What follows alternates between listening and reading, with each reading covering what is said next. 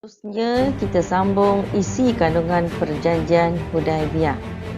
Sebelum itu, marilah sama-sama kita mendengar rakaman video yang dimainkan oleh watak Suhail bin Amru ketika bertemu dengan Rasulullah sallallahu alaihi wasallam. أقبل مفاوض آخر. سهيل بن عمرو. يبدو أنهم يريدون مصالحة.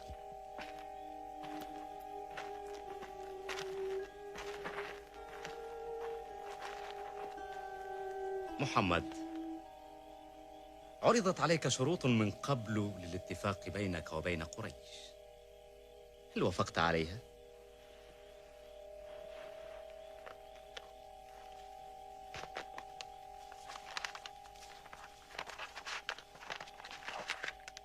ما هذا؟ بسم الله الرحمن الرحيم. لا أعرف هذا. اكتب باسمك اللهم. هذا ما تصالح عليه محمد رسول الله. لو شهدت أنك رسول الله لم أقاتلك، بل اكتب هذا ما تصالح عليه محمد بن عبد الله مع سهيل بن عمرو. أليس هذا هو الأصح؟ هذا أفضل.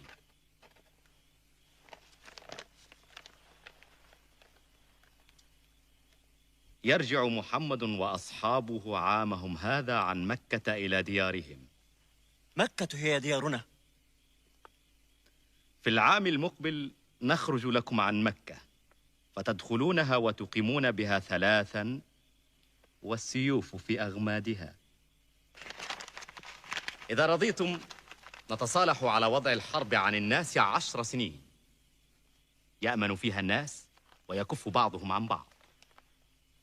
لا تغيرون علينا بليل، لا تغدرون بنا، ونحن أيضا. وإن من أحب أن يدخل في عقد محمد دخل فيه، ومن أحب أن يدخل في عقد قريش دخل فيه. فإن أبيتم أو آذيتم أحدا منا أو من حلفائنا نقض الصلح كله.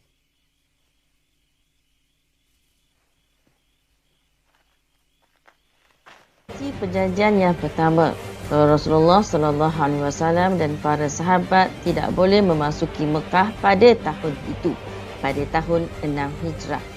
Bermaksud mereka dibenarkan masuk pada tahun hadapan, iaitu pada tahun ke-7 Hijrah. Orang-orang Islam dibenarkan hanya berada di Mekah selama 3 hari sahaja dan tidak boleh membawa senjata kecuali pedang bersarung. Manakala orang Quraisy tidak boleh mengganggu mereka. Isi yang kedua, genjatan senjata selama 10 tahun ataupun tiada peperangan antara kedua-dua belah pihak selama 10 tahun. Isi yang ketiga, mana-mana kabilah yang mengikat perjanjian Rasulullah sallallahu alaihi wasallam turut tertakluk dengan perjanjian Hudaibiyah. Mana-mana kabilah yang mengikat perjanjian dengan musyrikin Mekah, mereka juga terikat dengan perjanjian Hudaibiyah. Maksudnya mana-mana kabilah yang terikat dengan orang Islam, contohnya kaum Khuza'ah, ataupun mana-mana kabilah yang terikat dengan orang Quraisy, contohnya Puak atau kaum Bani Makkah, maka mereka terikat kepada isi perjanjian Hudaibiyah, iaitu genjatan senjata selama 10 tahun. Dan isi perjanjian yang keempat, orang Mekah yang lari ke Madinah perlu dikembalikan ke Mekah, dan sesiapa yang lari dari Madinah ke Mekah tidak perlu dikembalikan. Bermaksud orang Mekah yang lari ke Madinah tanpa izin walinya, maka mereka perlu dikembalikan ke Mekah. Manakala orang Madinah yang lari ke Mekah walaupun tanpa izin walinya, maka mereka tidak perlu dikembalikan ke Madinah. Terusnya kita pergi kepada hikmah perjanjian Hudaibiyah. Di antara hikmah perjanjian Hudaibiyah boleh dibahagikan kepada 3 kategori. Pertama, perkembangan dakwah Islam. Yang kedua, dari segi perkembangan politik Islam. Dan yang ketiga, dari segi perkembangan ketenteraan Islam. Dari segi perkembangan dakwah Islam, musyrikin Mekah tidak lagi mengganggu usaha dakwah Rasulullah SAW. Kerana Rasulullah bebas, aman menyebarkan dakwah tanpa gangguan orang Quraisy, tanpa memikirkan peperangan. Yang kedua, ramai orang Islam memeluk Islam secara terang-terangan. Contohnya Amr bin Al-As, Khalid bin Al-Walid, Uthman bin Talhah. Sebagaimana pelajar tahu bahawa pada tahun 6 Hijrah, tahun sebelum ini, Khalid Al-Walid masih lagi mengetuai peperangan untuk melawan Rasulullah SAW.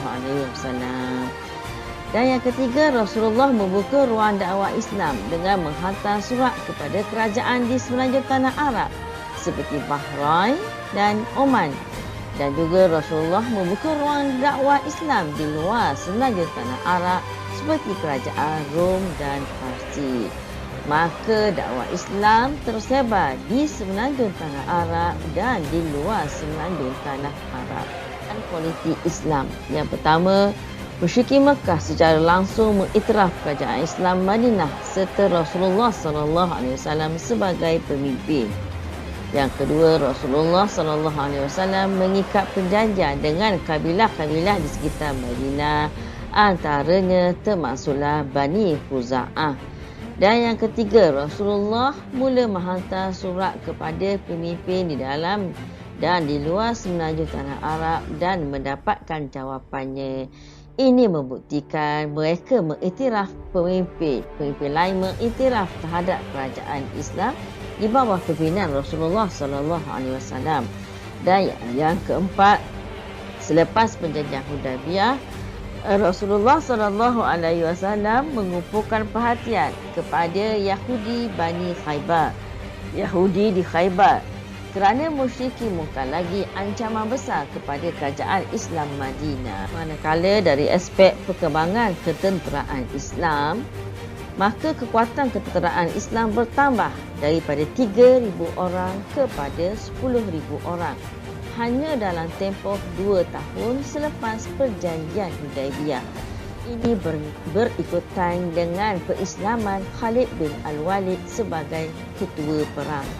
Yang kedua, mewujudkan suasana aman antara kerajaan Islam di Madinah dan musyrikin Mekah. Kita pergi kepada contoh soalan kebab.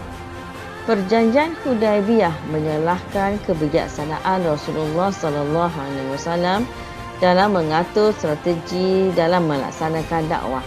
Sebagai pengurusi sebuah persatuan di sekolah, bagaimanakah anda mengatur strategi agar persatuan anda dapat menarik minat murid lain untuk menyertainya? Jadi cadangan jawapan. Apakah kehendak soalan? Soalan ini kan cara anda menjadi pemimpin yang bijaksana sebagaimana pimpinan Rasulullah SAW. Jadi cadangan jawapannya, saya akan mengadakan pelbagai aktiviti yang boleh melibatkan kesemua ahli persatuan. Kemudian kita gunakan akronim SUKA, S supaya, A agar, K kerana, U itu adalah untuk huraian, agar semua ahli dapat mengambil bahagian dalam aktiviti yang dijalankan. Jadi untuk huraian lengkap, kita boleh datangkan contoh ataupun kesan. Contohnya mengadakan peraduan dan persembahan dengan hadiah yang menarik bagi menarik minat murid-murid lain. Maka kesimpulannya, kita hendaklah, jadi gunakan ayat yang tetap. Kesimpulannya, kita hendaklah pasti ditulis begitu. Dan kita gunakan akronim PIH. Maka kita hendaklah berusaha mempelbagaikan aktiviti agar dapat menambahkan bilangan ahli. Anak-anak pelajar kena jawab latihan Ini soalan pertama, nyatakan dua isi kandungan Perjanjian Hudaibiyah. Yang kedua, terangkan dua hikmah Perjanjian Hudaibiyah. Dan yang ketiga, satu lagi soalan kehebat, iaitu Perjanjian Hudaibiyah banyak memberikan faedah kepada kerajaan Islam Madinah yang dipimpin oleh Rasulullah SAW. Huraikan iktibar yang anda dapat daripada peristiwa ini.